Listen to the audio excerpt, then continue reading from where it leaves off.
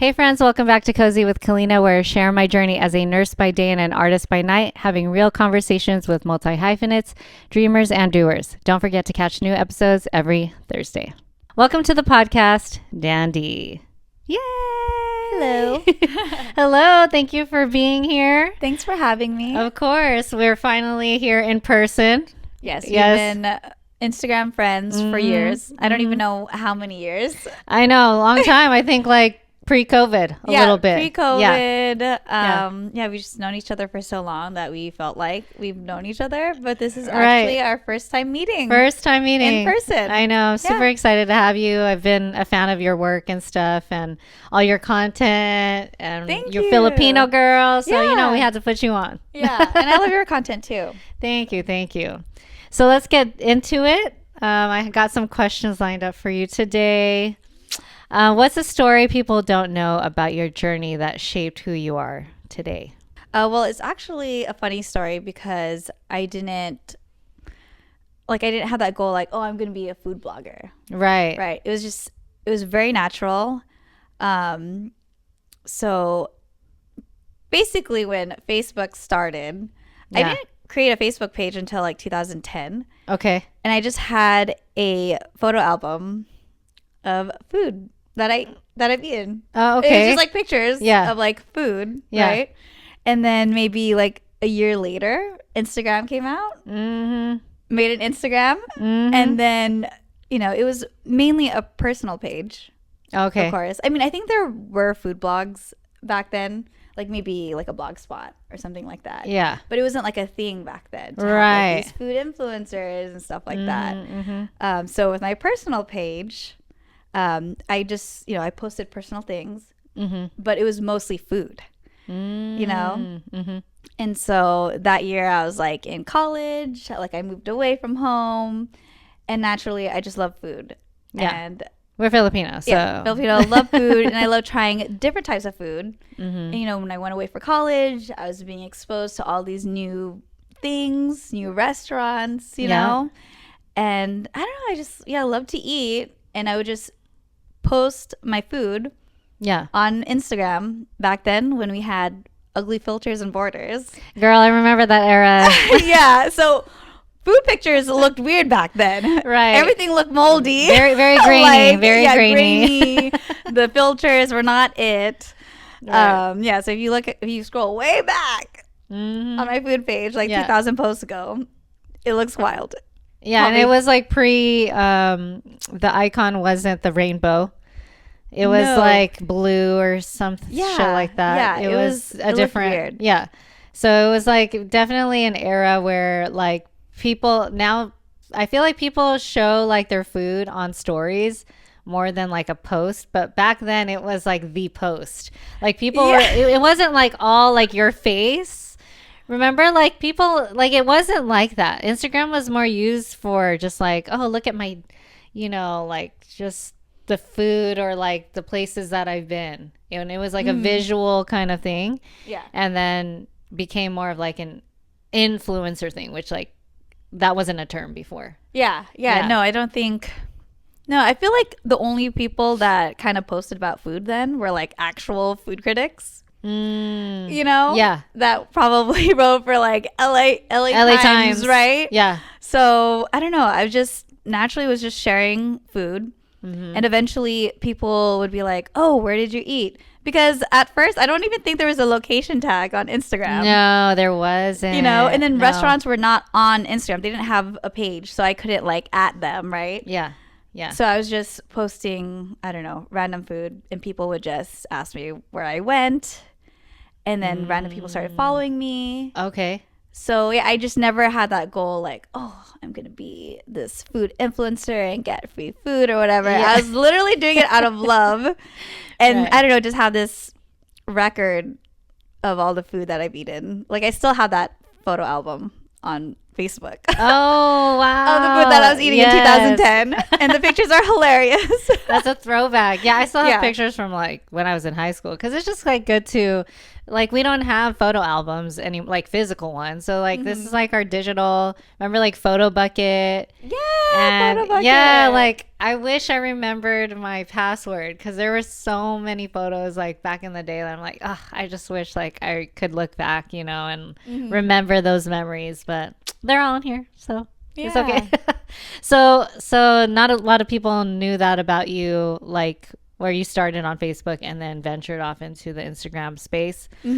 How did you realize that like food was something that you should start paying attention to more? Like, was it like just getting more attention from other people and then asking you like where these places are? Like, how did that work? People just started hitting you up, or did you have a food blog and then that got the traction? So it all started like in 2016, I think, the summer of 2016. Okay. Good times. I got my Nice. first invite to like a restaurant Ah. ever. I think it was like a media preview. Like it was like a big like, food blogger like event, right? It was my first one. And I went, and it was kind of crazy to me because there's all these people taking pictures of their food. Like everyone was like an influencer there. Yeah. Or I think back then we weren't even saying that yet. When was that even a word? It was just like you're just like a blogger, I guess. Like I feel like bloggers would take the pictures. It was like pre-influencer and yeah, you're just like I think blogging was a thing. Like yeah, like that was the word? yeah, the word? blogging. Yeah. Yeah, blogging. Yeah. So it was just a bunch of bloggers just taking pictures of their food, being super extra. And I was just like, are these my people? Right? And it was just so fun. And, I just like how I naturally got into it, you know? And I was just like, I found my people, I found my friends, and it was just so much fun. And I think it was, I forgot, maybe it was something else, but I don't know. I also liked working with like small like businesses, like helping these local restaurants get their name out there. Putting them on. Yeah. Yeah. And so after that, media invite, I just started getting invited to more and more. And then my Instagram, no one cared about pictures of my face. People only liked my food pictures. Like no one cared about anything else in my life. And I was like, you know what? Let's just make it all food, because it was starting to get serious. Like I was getting, invites to all these restaurants and events and stuff. Wow. So cool. Yeah. So that's kind of how it started. Kind of how it happened because people started caring about my personal life. They're Wow. just like, what is she eating now? Like, yeah. And like, did you get invited to like try different things, like weird things, or like, like sometimes like people are like, oh, like here's a competition for who can eat the most whatever hot dogs or some shit like that. So it was like, were you eating like interesting foods, or was it just like whatever they offered like on the menu and then you were just like showing like a beautiful picture of the food? Yeah. So over the years, it's been just a mix of things. I've highlighted new restaurants that are opening, or maybe a specific dish, or maybe something very like unique. I've even had like collaboration dishes, where I worked with the restaurant on creating my own like dish and then like posting about it. And then people would actually go to the restaurant and try it. Oh, wow. Yeah. Cool. Yeah. So I wish I could get invited to. I love food too. So like I do love, like, I think people just like to live vicariously through like a blogger or someone who's like showcasing food, because it's like you always, for me, I like to try new stuff. So if someone's already highlighting it, it's like, oh, like maybe I'll give it a shot and try it myself. You know what I mean? So that's very cool. Like to just like try interesting foods, and then when you first started, did you have any sort of like strategy? It sounded like it was just kind of like an organic thing. And then like, did your numbers just go up and you were like, okay, maybe I should like start focusing on certain like types of videos or there weren't even reels back then, right? No. Okay. So like, this is interesting because like you have gone through the progression of like before Instagram like was like this big thing now as a business, right? So like how did your strategy change from all like the eras, I guess, of Instagram and social media?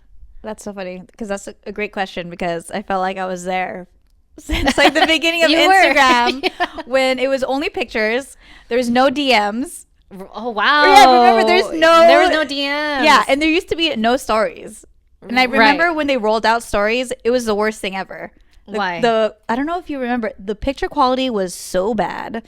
Yeah, like when stories first came out, I don't even the quality remember. was so bad. I was taking pictures of food and I was like, what is that? Like, and you couldn't, you also, because they were trying to be like, what's that other app? Snapchat. I felt like they were trying to be like Snapchat. Snapchat. Yeah, so you couldn't upload pictures that you already took.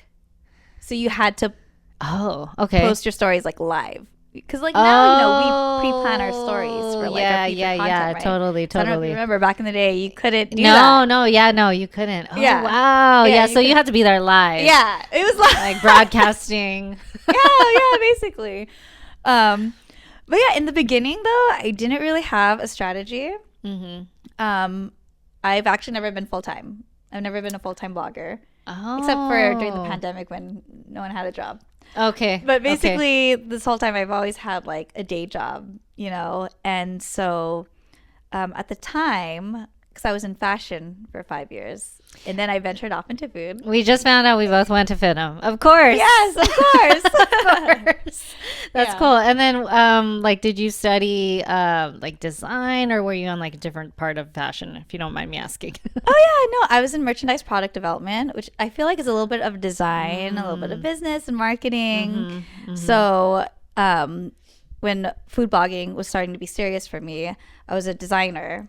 Yeah, so that's what I'd be doing during the day, and then at night, I had a website. I would actually write blog posts about food. I'm like, do people still do that? I don't know. It's just short captions on Instagram now. Yeah. Yeah, so I would write on my blog, and then I'd post like pictures on Instagram. I didn't quite have like a strategy because I was just kind of exploring, just seeing, and it was just so new to me, and I never thought about it. Like I said, I never was like, oh, I want to do this to get free food, get paid for it. Like, yeah. I was just like, let me just go with the flow. Right. And it was an interesting time because during that time, I wasn't happy with my job. And I really liked getting into food, like I was sort of like, should I change like industries right now?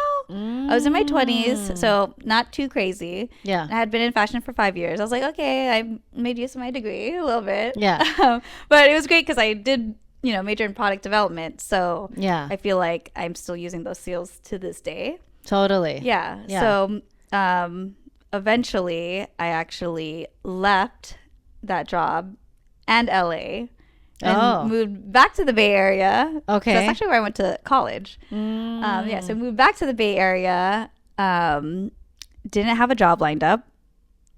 I was like, let me get into food, but I don't know what I want to do yet. Like, I don't know if I wanted to work in restaurants, like on the floor, or if I wanted to like be in marketing, or if I wanted to do this full time, because it was just very new. I had like 3,000 followers, I think. Okay.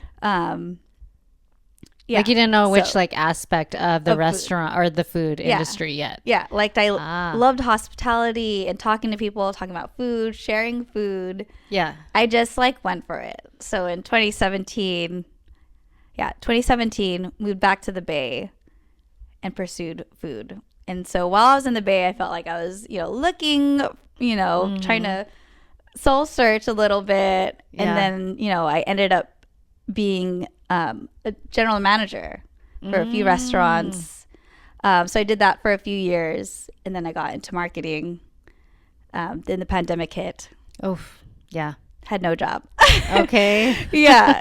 Gotcha. Okay. So that must have been a challenge. Like, how did you pivot during COVID? I'm just curious. Like, what did you start doing? Like, did you focus more on Dandy Eats and all of that? Yeah, for a little bit, because I was like, oh, maybe I should focus more on my blog like maybe this is a sign. And it's funny because I think we all thought that the pandemic was going to be like a few months, Girl. you know, like maybe 3 months. Yeah. And so I did focus more on my blog, and then I did find a job, which I'm still at, in sustainability. Yeah, okay. yeah, Cool. in bottled water. Oh, Yeah, so very still, cool. yeah, so still in the space. Uh-huh.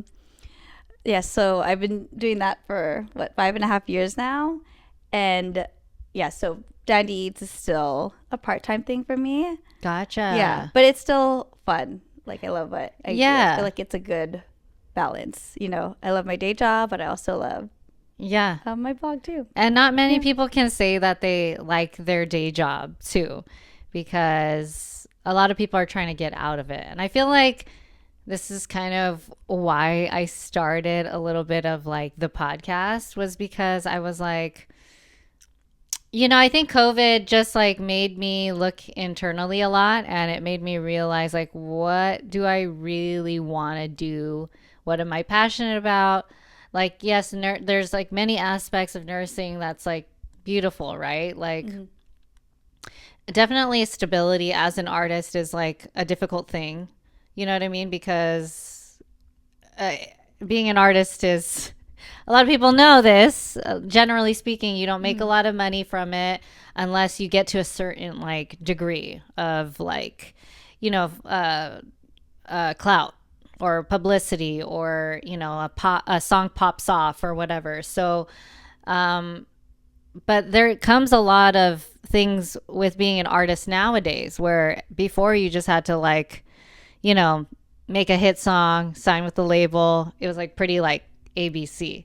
And now, like, with the power of like social media and influencing and all this other stuff, like, you can literally be like your own business now. You know what I mean? So it's like, I think just like for me as an artist, I've just been, trying to juggle like how much of my life do I want to focus on nursing and how much of it artistry, because there will have to be a day where I'm going to have to like decide, okay, am I still going to be a nurse full time, or at least maybe part time, you know? And I do enjoy like being a nurse, but like, is it something like, I think when before I came into nursing, I was like, this is just going to be kind of like a placeholder until I figure out my next steps as a creative. Like, I didn't know about the singing stuff until like COVID hit. So it's like, you just kind of like roll with the punches and stuff. But like, what I'm trying to say is like, it's good. I'm glad to hear that like you enjoy your job, like there's just like different things. I think not a lot of people in general can do their job, but like, do they love their job or do they like their job is like a different story. So that's refreshing to hear. Yeah, and I think it's funny because on Instagram and social media, everyone's like glorifying leaving your day job, like work on your your side hustle and make it like your main thing. Right. But I actually really love my day job. That's great. I love being a corporate girly. Sorry, not sorry. Yeah, no, I mean, it's so rare. I think, yeah, it is very glorified, like, to leave your day job, but it's also like now that I have like my business, it's like, this is a lot of work. Like, having your business may seem nice once you have like the flexibility of like your own schedule and stuff. But to have your own business, you think about any job that you've been in, there's a structure that's like set up for it. There's like someone doing payroll, there's someone who's doing admin, there's someone who's doing the hiring, there's someone who's negotiating, like, and someone like giving the money to the employees. Like, if you have to do that on your own, that is a lot of responsibility to take on. And I don't think like people realize that that's not those parts are not the glorified parts at all. The glorified part is just the scheduling, like when you get to a certain point where you're making the money. But in those in between moments from zero to that point, you got to figure out how to make the money, how to make the profit, how to pay your people, negotiate, like all those things like come at a cost too and sacrifice, and it's hard. It's the truth. But if you really believe in something, I think like that will take you far. And if you're continuously like learning, that's what I'm like realizing throughout my journey and like this whole like process of being an artist. It's like not every day is gonna, a lot of days are down more than they're up. But I think I'm a little delusional, a little delulu. And I think you have to have a little bit of that to like want to be like, yeah, like I want to be a business owner or, and there's nothing wrong with being part of a company that has that set up for you already. And all you have to do is like worry about your responsibilities and if you enjoy those responsibilities, like that's even greater. Cause, I think that's just a misconception of like this glorified thing online that people are trying to like leave their jobs. It's like, do you really know how much, like, how much money this costs? Do you even know how much money it costs for the fee to own a business is every year if you're not making money? Like, look it up.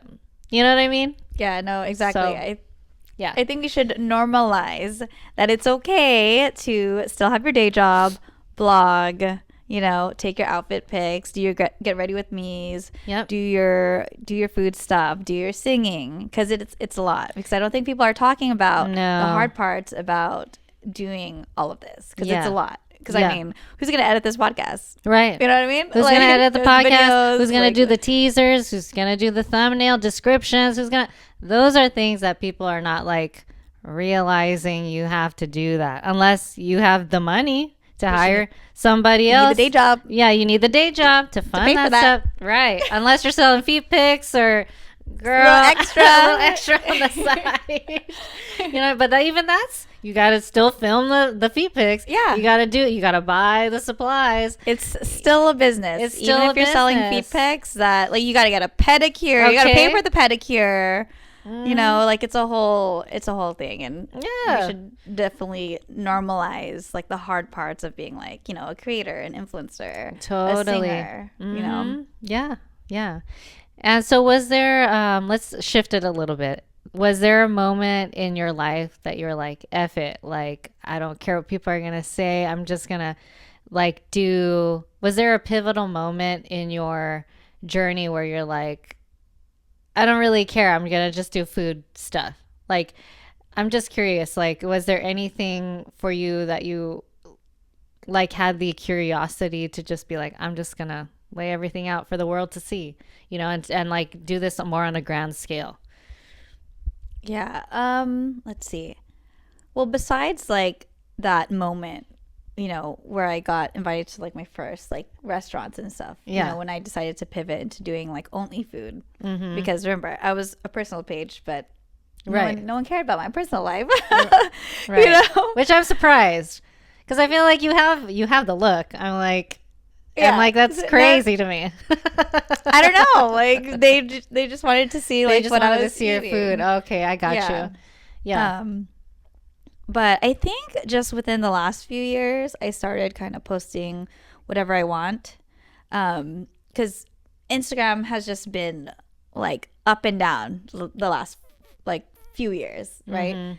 Reels came out. I don't remember when for sure, but Reels came out maybe 2020. I remember my first videos were like 2020 during the pandemic, because I think TikTok was blowing up because everyone was at home. Like, they're like, let's go dance in front of our phones. Right, that's true. And then I feel like Instagram was just kind of copying that like strategy, or like that they were people were paying attention to a lot of videos. Yeah, during that time. Yeah. And then it was just hard to keep up with social media, because there's all these trends.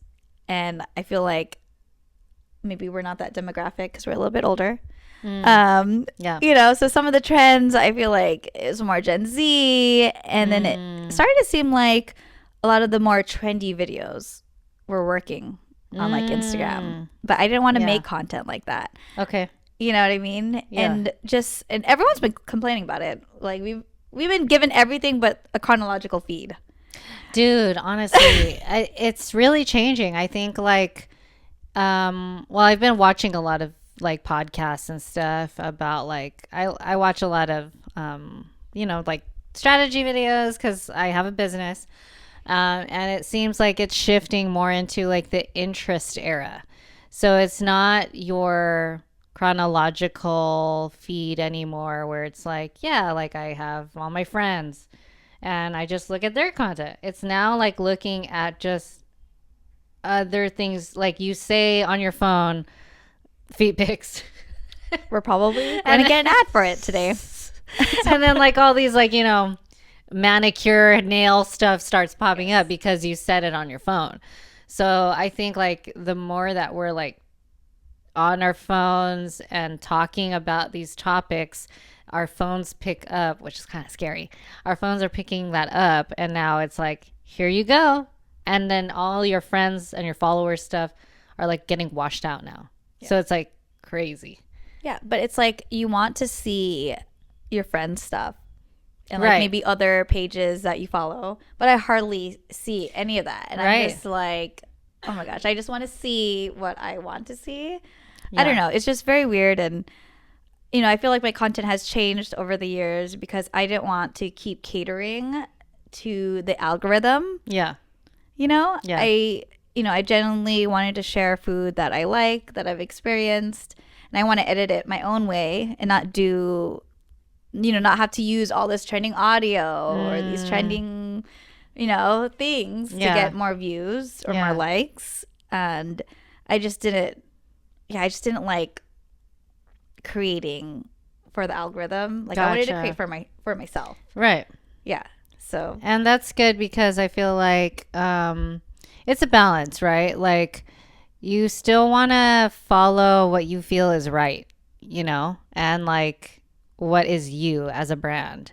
And I think people see that more as genuine, than maybe some other people who are trying to hop on trends. And I think like hopping on trends is like, because I've done it for sure and it's still happening, but like I feel like I'm just trying to twist it now into like what that version of it looks like for myself, opposed to just like following exactly how they're doing it. You know what I mean? And that's what I felt like TikTok was kind of doing too, was like everyone was just like following the same exact trend and singing like, and I would get kind of like upset because I'm like, you're not even lip singing it correctly. Yeah. Yeah. I'm like, no, you're like barely doing anything. And how does this have like so 7 million views? I'm like, this is insane. Like I'll see crazy the most weirdest or like the maybe most plain, simple like food video. Yeah. Has so many views. I make like this nice video for a restaurant. I'm talking about the history, talking about the food itself. I get like 200 views. Like, Yeah. So I don't know. I just get torn and, I decided to not focus on that anymore and just go back to my roots. Like in the beginning, I was posting for myself or just to share with people, and I just didn't want to focus too much like on the views and the likes. Yeah. I could tell that's just like a bad habit. Yeah. And I just didn't want that affecting me. So just, the last few years, I just started posting and creating for myself. And, maybe my reach is not as big as it used to be, but every now and then I'll get a DM, just someone telling me how much like they love my content. Oh, that's amazing. Yeah. And that's good enough for me. Like if it, reaches one person. Yeah. Like that's good. Like it doesn't need to reach millions. I mean, it would be nice. Yeah. It would be nice. But, if I can get one person to go to that restaurant or try something new. Like putting people on, I think. And that like creates the relationships too, like more organically than like, like a viral hit. And I think like, learning like with social media and like creating content calendars for myself, like every month, like I'm just trying to like be like, okay, am I okay with this? Like, am I okay? I have to like take a step back sometimes because there have been moments where like, yeah, I'm okay with it. And then after I'm like, why did I post that, girl? But it's like a learning. I think being an artist too is a little different because like the spotlight is on you all the time. And it just depends on what kind of artist you want to be. If you want to be the spotlight, there's not all artists are not like that either. Some like hide in the dark, and people are like, when is your next album? You know what I mean? So it's just kind of like how you position yourself, and how you want to like be, what is the word, perceived, like online. So that's good that like you have a balance of that. And I think if you're content with that, everybody else is content with that. You know what I mean? Mm-hmm. Yeah. So if you're looking for tips on how to go viral, so I don't have the answer. Yeah, no, I mean, I don't think that, like, for me, I feel like my mindset has changed too, because even though, like, yeah, the goal sometimes is to get like views, right? I think the one thing with me is like, I'm not trying to be viral, because you can't even predict when something is viral anyway. And so if you just focus on like creating the content you like, and one of them so happens to get viral, you're just going about your day, staying on the brand and like what is true to you. And I think that's the most important thing, because if you're like that, what's that? Patu, what? She said, she's like, that viral girl that she was like spitting. And she's like, hachu, not hachu, I can't say it right. But she got viral. Spitting? She was like, oh my talking God, sexually. The hawk to a girl? I was like, hachu. I was like, what? I was like, I think yeah, you the know hawk what to a girl. hachu Yes. Okay. So like, for example, like that, right? Okay, you become viral for that. And it's like, what do you do after that? Like, that is now your brand. Do you want to be known as that girl? You know what I'm saying? Yeah. Or unless I'm sure she owns it, but it's like, I don't know. Does she? Yeah. Because now, like, that's forever. Yeah. Like, online is forever. So, I wouldn't want to be like, like that, where it's like, that's what I'm known for, because I was just trying to go viral.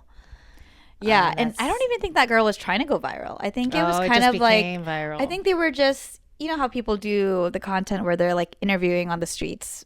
Like, I think they were in an area where there's a bunch of bars. And they just were asking random questions. Like, I don't even think she was trying to be like viral. Like, she just it just kind of happened. Yeah. And I feel like the most random videos get a lot of views. They do.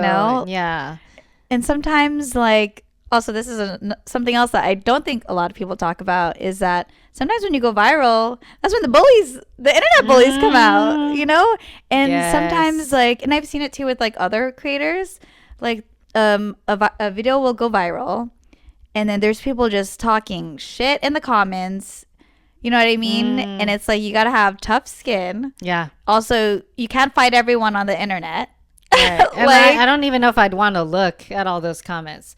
Because people are so fucking mean. Like, what is wrong with people? Yeah, they're so mean online. Got so much balls online. Yeah. Like, show me your face. Okay. Because you wouldn't tell me that in person. I know that for sure. It's like the profiles with like no picture, private account, 2 followers. Right. Just someone who has like a little time on their hands because they're bored. I'm like, keep scrolling. If you don't like it, keep scrolling. Mm-hmm. Or like, if you don't like the content, block me so you can never see my content again. Right. So I think don't try to go viral, kids. It's a slippery slope, I think. Like, you can't really good. Like, you can't determine what's gonna go viral, but like, I think also to that point is like, we have to kind of almost be careful in this era of what we say, because people will use that against you later. And unfortunately, like, that's just the name of social media now. Like, and just, it goes out to the masses, unfortunately, you know what I mean? But anyway, enough about social media. So let's talk about your journey. And I think like your story has drawn me in so much about yourself. And like, I obviously like all your food videos and stuff like that, but the story of you when you were a kid, and especially that I'm a nurse, I think like, so you had leukemia when you were a kid, right? And like, was there any turning point during that time where you decided to turn to food? Like, I'm curious if there was like a switch. I heard on I listened to another podcast you were on, and something about this story about Doritos. Oh my gosh, I actually have, yeah, I do have a great story about Doritos. But to go back a little bit, I want to say I enjoyed food before I was sick. I was diagnosed with AML, acute myeloid leukemia, when I was 10 years old. Yeah. Very rare. It's a very rare and aggressive form of leukemia. And I didn't know it was a thing until I got a little bit older, but chemo cravings are a thing. Like I know people now that are going through chemotherapy and they just have very particular strong cravings. Interesting. And I had those strong cravings when I was sick. Okay. Yeah, and I feel like maybe those cravings never went away. I've been off chemotherapy for 20 something years, but Should still be having those cravings I'm still hungry. every month. I ate on the way here. Like, yeah. And so I don't know what it is. And then maybe after, surviving cancer, like I just want to live my life and eat, right? Yeah. Yeah. Yeah. Who doesn't, right? Yeah. So, I'm going to try everything. Exactly. That's great. And were you a picky eater at all or anything, or no? No. Yeah. No. I think even before I was sick, I wasn't too much of a picky eater. But yeah, no, I just loved to eat everything and Try new things. trying new things. And it was interesting when I was sick because obviously when you're on chemo, you're throwing up a lot. You don't have a good appetite. And I remember, so going into the Doritos story now. Yeah. It was 2003, maybe. The Super Bowl was in San Diego. I think the Raiders were playing. I'm not sure. I can't remember. I was hardly watching sports. I was like 11 years old now. Yeah. Go sports. Watching the Super Bowl. Yeah, go sports. And, the nurses were just like, oh, it's the Super Bowl. Like, you just eat chips all day, right?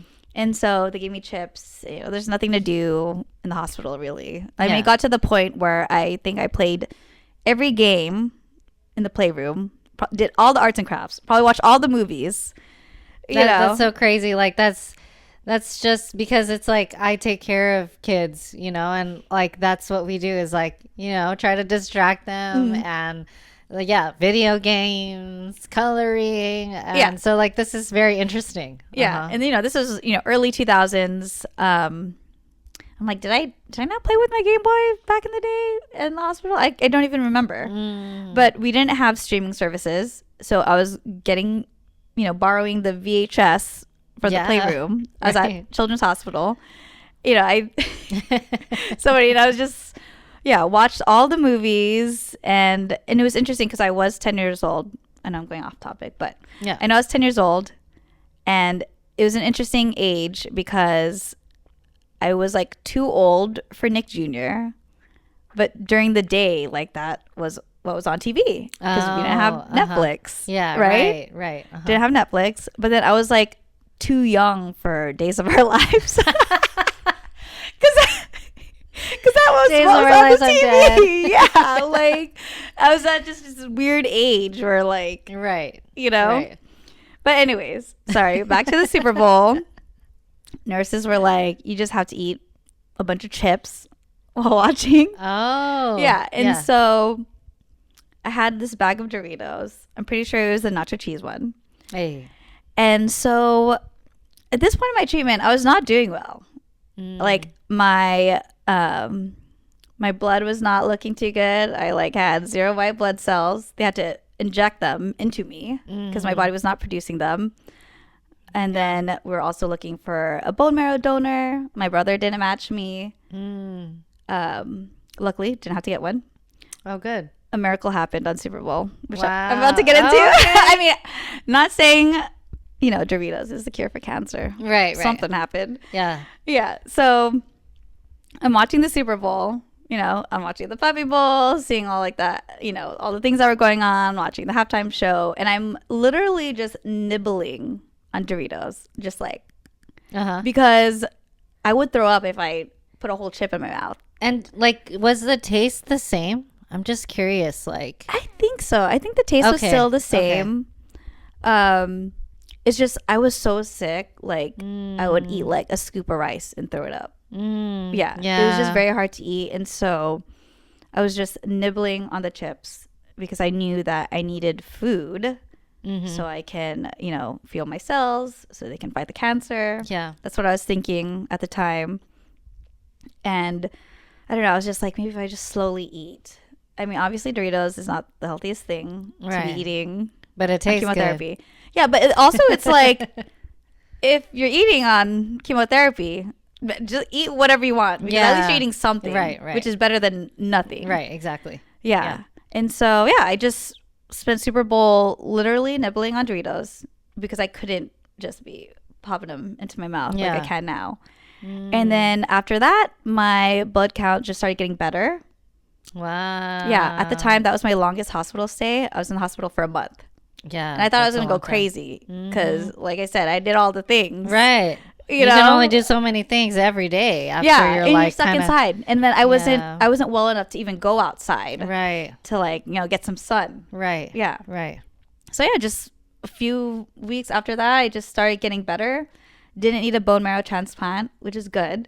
Amazing. And I think a few months after that, my oncologist told me that I'm in remission. Hey. And it's a Doritos miracle. It's a Doritos miracle. Yeah. That's amazing. That's a crazy story. Yeah, it is a crazy story. Yeah, Doritos saved your life. Yeah, it is in some way. Big bad. Sponsor me. Sponsor her, girl. Or them. They them. They them. That's crazy. So moving on to food, since we're talking about it a lot, which I love. Since you're not picky, Filipino food. Are there any misconceptions or myths that you feel like people have about Filipino food that you want to say on air? Because I feel like a lot of love with Filipino food is happening right now, especially in LA. Ube, more people know what ube is, which I'm like, cool. This, but I feel like that's not all we have, right? Is there anything that you feel like you want to talk about, maybe misconceptions about Filipino food, since you're a foodie? Yeah, I think a lot of people say that Filipino food is very greasy, salty, and unhealthy. And it can be. But, the Philippines, there's 7,000 islands? Yeah. Something like that. Yeah. And each region has different types of food. So I know everyone probably knows what lumpia is or pancit, right? Yeah. Adobo. But all the Filipino food party. Filipino party food. Yes, exactly. Yeah. But did you know that there's over 20 different varieties of adobo? It's not just the soy sauce and vinegar. There's places that use coconut milk. There's some places that don't even use soy sauce. There's just so many different types. And then also, it can be healthy. It can be vegetable based. Yeah. And if you're saying that Filipino food is greasy, you're probably only eating lechon kuali and lumpia. And lechon is pork. Yeah. By the way. Yeah. Fried pork belly. Fried pork belly. Yeah. Yeah. And there is more to Filipino food than just adobo, lumpia, pancit. What else what's well known nowadays? Those are the main ones. Sinigang. Oh, yes. Kare. But I feel like those are more not as popular as maybe adobo or lumpia or pancit. Those are the three mains. I feel like people will, the starter pack. Well, no. Yes, it's the gateway into Filipino food. Right. It's people have had egg rolls before, so it's okay, I know what an egg roll is. I know what noodles are, and then there's a little stew kind of dish. And so I think that's kind of a safer route for the people who have never tried. But I think there's just so much more food. There are vegetables in our food. But I would say maybe not as vegetarian as some other cultures, because we do have a lot of meat, even if it has the vegetables in it. But there are healthier options, people. Yes. There's even a fresh lumpia, Ooh, yeah. I love the fresh lumpia. Yeah. And there's, kinilaw, which is a ceviche. That's our ceviche, we have fresh food. Yep. And I actually recently went to a vegan kamayan. It was so Really? good. Oh my Yes, God. my friend Lorraine hosted it a few months ago. And yeah, I was full. I didn't feel like I needed meat. Yeah. And it was just a unique experience because, Filipino food is known to be like so unhealthy. I mean, maybe they are right because a lot of people have high blood pressure. Well, yeah, but it's I think doubt, I think any culture of color and being a nurse, it's usually anybody of color because we got the flavor. Yeah. we got the flavor. Yeah, we got, Okay, you the need a little seasoning, salt, the fat, soy, the butter. Exactly. So Just gotta be smart about it. yes, it's like proportions too. Like That too. proportions, how much you're eating, how often. Like I think everything should be in moderation. Like you should not binge or not eat like certain foods. I think that's just like, yeah, you might have the body of like a freaking Zeus or you know what I'm saying, but like I love food so much, and I think you have to balance like both to be able to enjoy those things or at least have a cheat meal. There's some people like who are so critical on themselves, and like body dysmorphia is really a thing, and but food fuels the body. And I think if you are able to balance it, it should be good. Like it could be positive, it doesn't have to be, and you could still eat those things without having the hypertension and like the diabetes, and all those other things, moderation. Yeah, Yeah. definitely moderation. I feel like with all cultures, it's like that. Yeah. Like Totally. you can go very unhealthy Yeah. on like, Italian food, Japanese food, Mexican food. Yeah. Any food. Yeah, American American food is food. a range. I mean, hey. it could be healthy. You just, Yeah. Yeah. portions. So yeah, the portions here are out of control. Yeah. No one wants to hear it. Filipinos, maybe less rice, guys. That's right. Maybe brown rice. My mom would kill me. She's like, "Why are you bringing brown rice up in here?"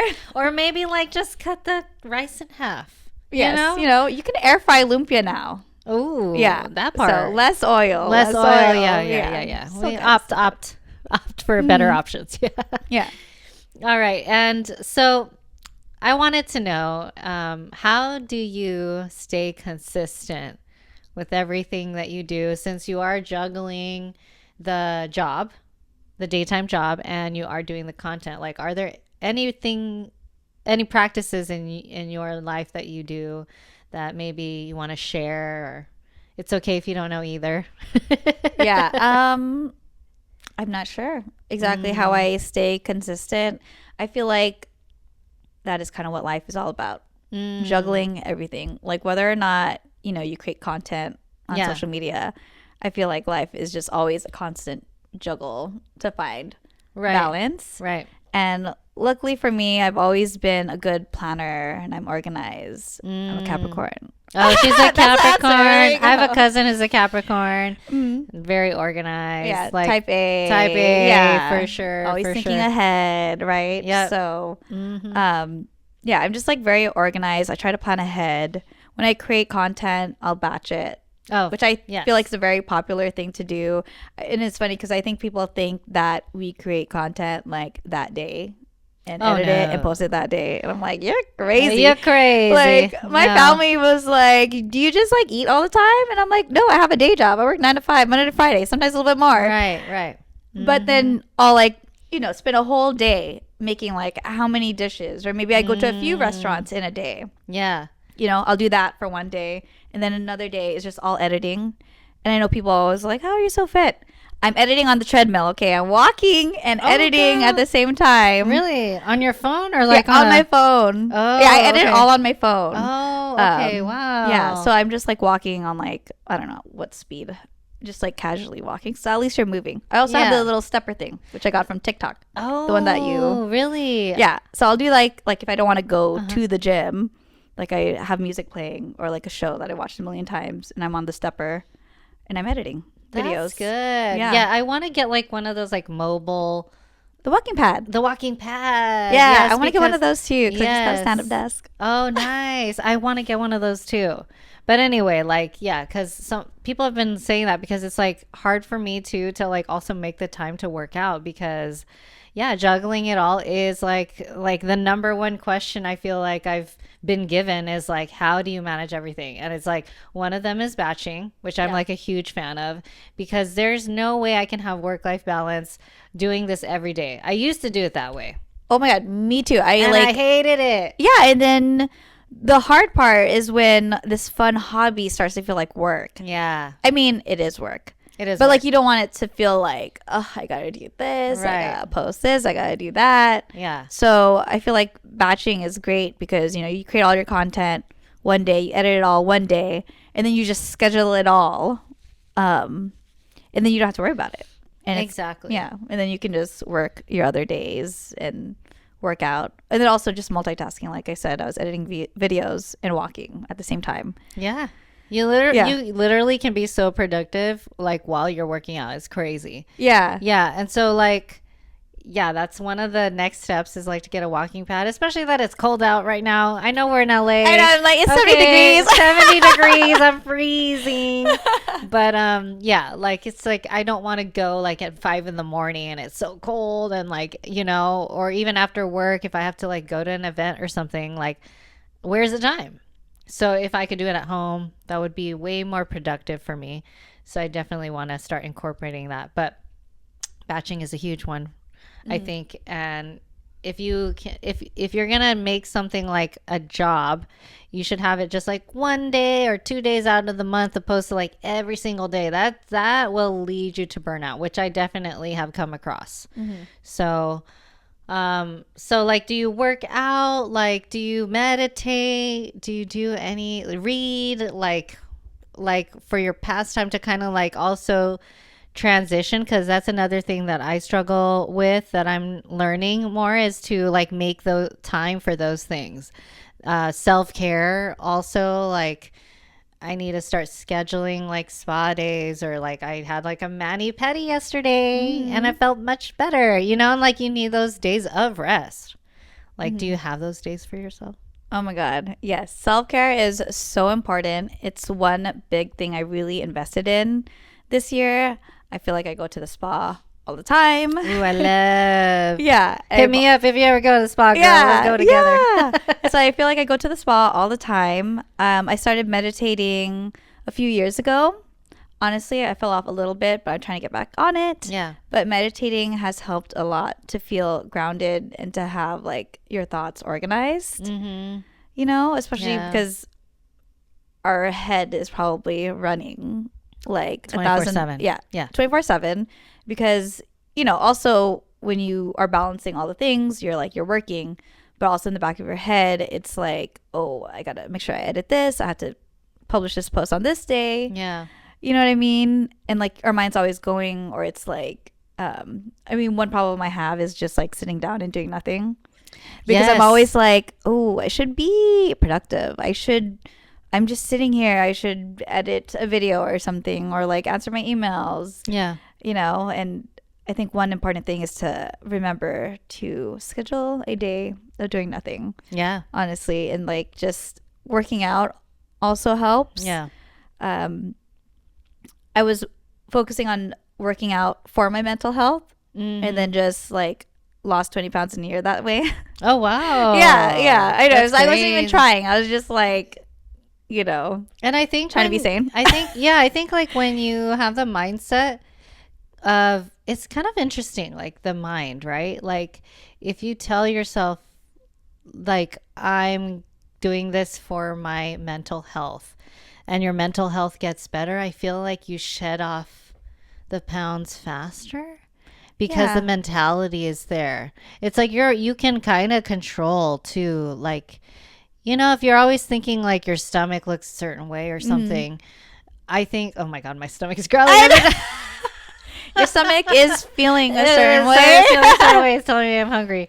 But if you're telling it like this, like I'm going to get in shape and I'm going to do like this for like healthy reasons, I think sometimes that can take a play on it too, and getting results faster is mentality. Yeah. Because if you're always just focusing on like the negative, then that's what you're going to attract, Right. Yeah. Exactly.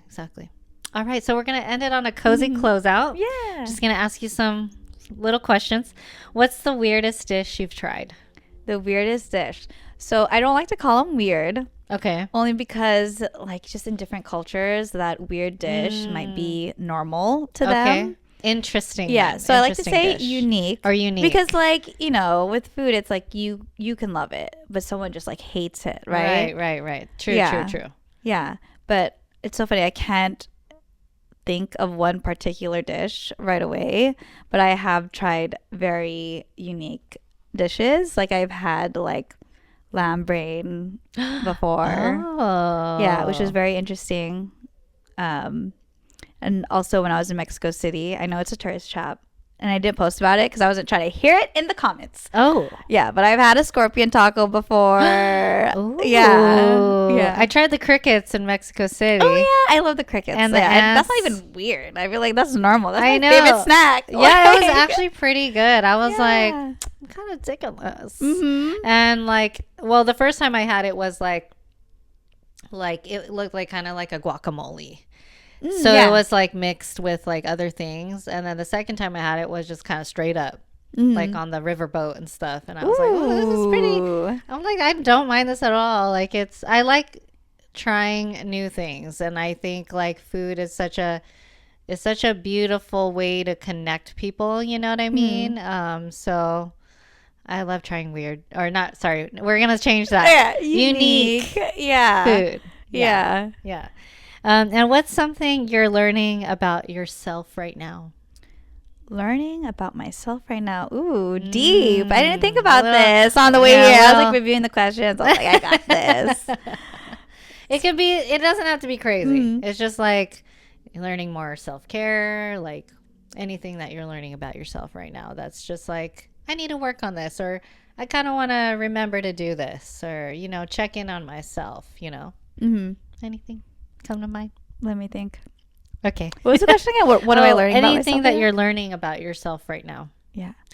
I could share maybe something for me. Okay. Yeah, that works. So one thing I'm learning about myself right now is the rest. I think the rest is the big thing right now for me. And I'm realizing I can't do everything alone. You know, I think it's a proud moment to like be able to say that I've done a lot of these things,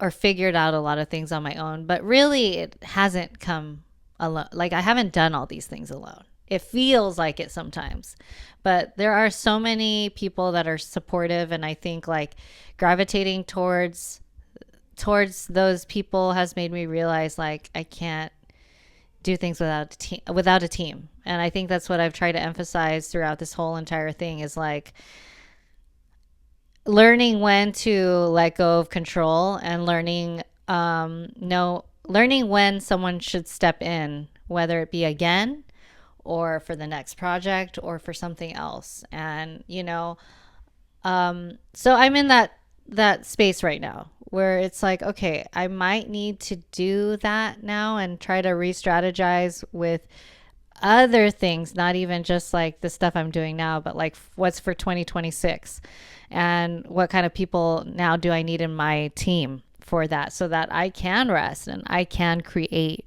because I do need that time to create again. So check out more stuff for 2026. Nice. You know, Excited. Yeah. New music, new album. maybe new music is coming you know, along. So Yeah. Okay, great. All right. Well, thanks for sharing that. I think one thing that I'm learning is, you know, like I said, I'm a Capricorn. Very textbook Capricorn. It's kind of annoying. Oh, really? I'm like, why? Why am I like this? You know, very organized, Yeah. career driven, right? Love. You know, just organized. Oh, sorry, I said that. Yeah. You know, a planner. Like Yeah. I try to plan my whole life, right? Mm-hmm. And so right now I am learning how to go with the flow. You know, my personal life has, you know, been turned upside down. Won't go into it. Yeah. And so just all these hectic things that are out of my control. And like, if you tell like a Capricorn to go with the flow, that's crazy.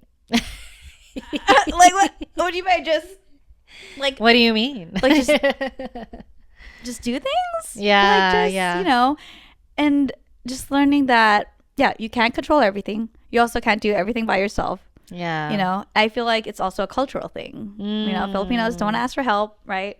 You're right. Yeah, They don't. they just want to like do everything on their own. Like, I don't know if it's like the pride or whatever. It's definitely the pride, I think. Yeah, yeah. So just like, I don't know, learning how to just let go, you know, especially the things that you can't control, right? Yeah. Yeah, just going with the flow and just asking for help when you need it, you know? Yeah, surrender a little bit. It's okay. Yeah. Yeah. Yeah. It is kind of vulnerable to surrender, but it helps here. Yeah. You know, more Yeah. than we think. I think sometimes it doesn't have to be all the time, but you know, once in a while it's kind of nice. Yeah. Kind of nice. Like, yeah, can you know, if someone's offering it too, Yeah, you might as well. you might just as well take it and Sometimes receive. you just want to be like, no, I'm good. Yeah. Yeah. Receive the help. Yeah, you know? just to receive. And you know, there's people in our lives that want to help, Yeah. and it's okay to just accept that help and just, you know, don't take it all on. Same thing with juggling all the things. You know, if you can afford it, hire, you know, other work, have people, you know, help edit the videos, all of that. Yeah. You know, or even have friends come with you to your food shoots, you know, help record you, and then they also get free food too while they're at it, you know. Oh, that's just- cool. Yeah. I Awesome. actually like bringing different friends with me to these shoots because, you know, just honestly, it's like a free lunch, free dinner. Yeah. And then also you can help me because sometimes can't record Right, everything like by totally. myself. Totally. Yeah. Totally. It's like, I can't quite afford an assistant right now. Yeah. Yeah. But yeah, I feel that. friends will help. Yeah. Friends will help. Yeah. And lastly, Oh, there's more. there's only one more. There's more. There's only one more. What message do you want to leave to someone trying to build their own lane in life? Ooh, Yeah. good one. Yeah. I think like I could start off too. Oh, yeah. So you can think of So I it. can think. I think the message that I want to leave for anyone who wants to create their own lane is like, don't have any expectations. I think like there's just so much noise, right? And if you want to create your own lane, I think the first step is to just follow whatever feels good and to follow whatever gives you peace. Because that's kind of how everything started, was like in a world of chaos, especially during COVID. I was dealing with so much death and just chaos and just it was terrible, right? So you can imagine also as a new grad baby nurse, like figuring out how to do this role. And it's just like so much that was thrown at me. Like I had no choice but to roll with the punches and really like go with the flow because I didn't know what I was doing, right? Luckily, there were people along the way that were helping me and stuff. But, you know, through that, I realized like, okay, I need to like have an escape. And what's one thing that like brings me joy, that brings me peace? And it was like singing, you know, and it just kind of like, it doesn't have to feel so forced. Like you can like leave room for those things. Like, yeah, I sang and all these things and I thought I had everybody, like, I think assumes like one path, but life doesn't always like throw it at you like that. You know, like you just have to deal with life as it comes. And if you could find some peace, if you can find some joy in those moments, like maybe follow that and start off with that and then see what happens after that. Like there's never really just like a one way to do something. So that would be my advice, you know? That's actually really great advice. I'm like, you know what? I agree with that. Yeah. But yeah, just being flexible because, you know, like things will be out of your control. Yeah. Trying to think to add on to what you said. Yeah, no, that's okay. Yeah. I mean, I think, yeah, it's being flexible and like seeing your journey as like when you started, like before Instagram was how it is now and all the changes. It seems like that's what you've been doing throughout time, is just like pivoting, adjusting, and being more flexible to everything. Yeah. And I think one important thing though is just to be yourself. Like I've crazy. It's almost 10 years taking Instagram seriously. Now that I think about it, I was like 2016, 2026. Right. It's almost 10 years That's of taking crazy. it seriously. That's it's crazy. a decade. Yeah, It's a yeah, it's a decade. decade of seeing all these different types of like social media. Yeah. You know what I mean? But it's very interesting. But one thing I'd have to say is to, be yourself. I know it might sound like cliche or whatever, but I feel like if you are, trying to create your own content or even like business, if you're trying to create a side business doing, Yeah. whichever, it's good to stay true to yourself. Because if you try to copy too much of someone else's like business idea or like their content, like it's not that genuine. And there's just so much content out there. Everyone's trying to make a side business, right? Yeah, totally. Right? I mean, we're in California. Everyone needs like a fifth job, right? Yeah. But I think that's just the important part. And I think people can tell when a person, a creator, a singer, right, or a business owner, when they're being like genuine in themselves. Totally. Yeah. So be yourself, everybody. Be yourself. Relax. Relax. Take a day off sometimes. Okay. Like take a day to not do anything. Like it's just sounds crazy sometimes, but sometimes you really just need like one day where you don't do anything and then you feel refreshed. And so instead of did you have a stomach? Girl, we need to eat I after know, this. right? Okay. I think it's time to end this here. But yeah, basically, I already forgot what I was trying to say. Basically, be yourself. Yeah, be yourself Yeah. and take care of yourself, most importantly, which I think is hard to do sometimes. Yeah. Especially like I said, we live in California, so we need multiple jobs. Yeah. Yeah. Well, well put. Thank you so much for being on this podcast. Loved having you on. Yes, thank you so much. Of course, of course. All right, guys. Hope you guys enjoyed that last episode. Don't forget to catch new episodes every Thursday on the next Cozy with Calinnah. Bye.